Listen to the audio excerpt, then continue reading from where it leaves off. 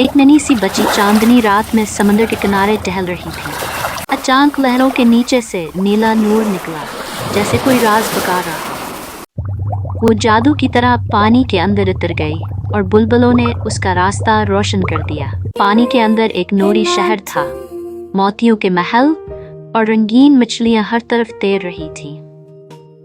एक नन्ही जलपरी ने उसका हाथ पकड़ा और हंसते हुए शहर की सैर कराई। समंदर की रानी ने मोतियों का ताज पहना हुआ था और नन्ही बच्ची का इंतजार कर रही थी। अचानक अंधेरी छाया फैल गई और समंदरी शहर खौफ से सहम गया।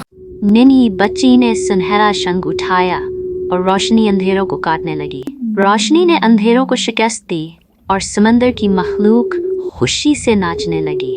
सुबह का सूरज चमक रहा था और नन्ही बच्ची मुस्कुराकर समंदर को अलविदा कह रही थी। इस कहानी का सबक ये है कि हिम्मत और रोशनी हमेशा अंधेरों को मात दे देती है। अगर दिल में हौसला और नीयत साफ हो तो सबसे बड़ी मुश्किल भी आसान हो जाती है।